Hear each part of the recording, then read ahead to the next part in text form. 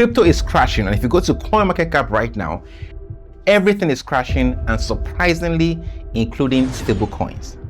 Bitcoin is at $87,000, the lowest it has been in 3 months. Technical analysis shows that it can drop further down to $73,000.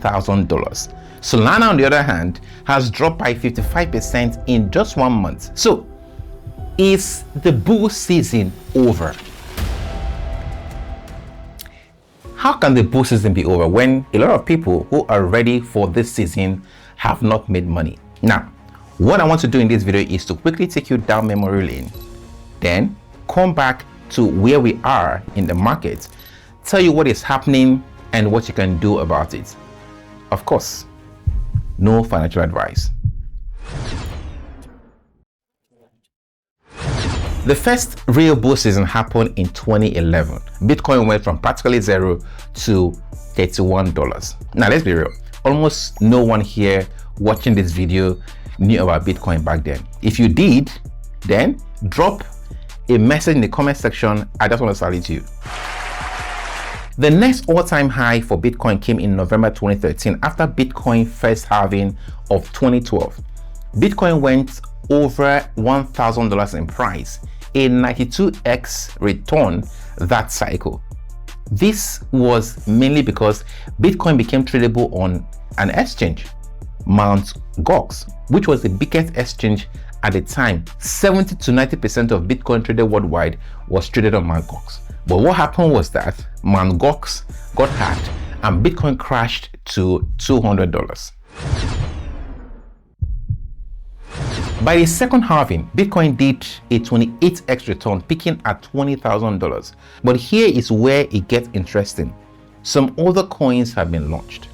Ethereum did 125x, Litecoin did 90x. XRP was the best performing asset for that cycle, hitting 500x. And Dogecoin, the first meme coin, did 71x. Now, did you notice something? Bitcoin return dropped from 92x to 28x.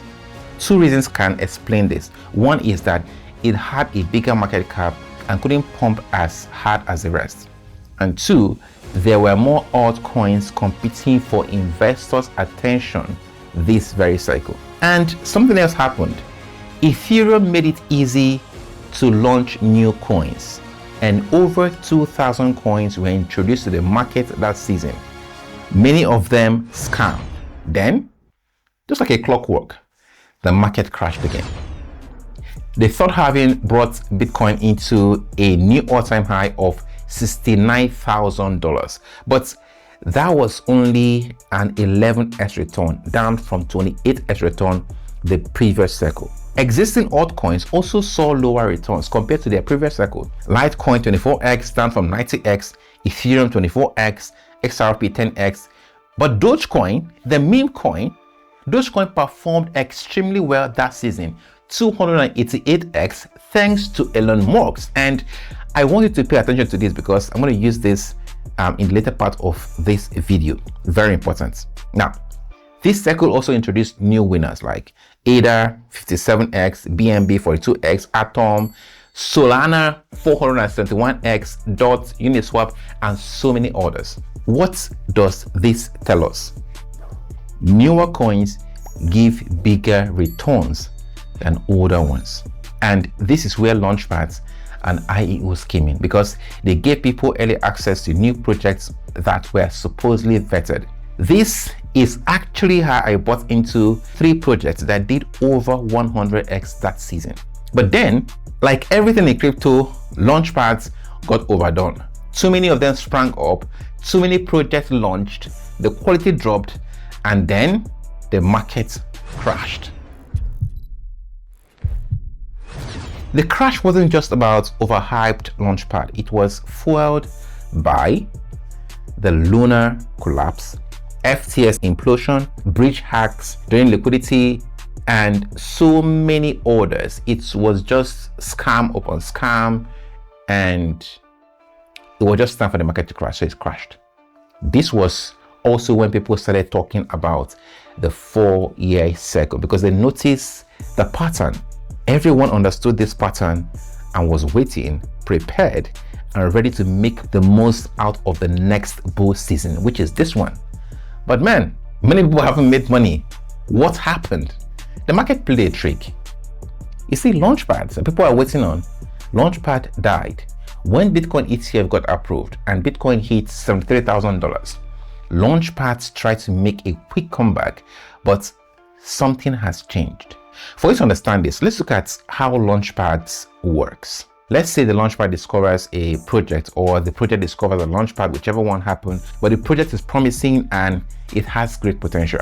Now, the project needs funding, let's say $10 million, and is willing to sell 20% of its token to the community. The community buys in early, expecting the team to build the project so that the tokens will have real utility. The team raised this 10 million from the community, provide some liquidity with part of the money, and the Launchpad takes its cut, and everything is good. Well, not really. The question is, what happens when the project fails or they never get that project built to give utility to the coin? The team still holds most of the token. They can dump on the community, crashing the price. The community tokens are also vested, so they are locked, forcing people to just sell at a loss when they finally receive their token to launch. Now, for Launchpad, there are so many revelations I can give you on Launchpad. It's going to make this video too long, but the final point is that Launchpad died because of the manipulations. Now, the question with regards to Launchpad and the team is, why would the team be holding our money, holding the majority of the token, and never get the project built? So why will I invest in such a project when I can invest in a project that don't lock up my token? All the tokens are in circulation, the team is not holding the majority of the token, and they are not even promising me any utility. What fits this description? It's meme coins like Dogecoin that did 288x that season, performing even better than the utility coins. So people moved into meme coins. Meme coins became the best performing assets in 2023 and 2024.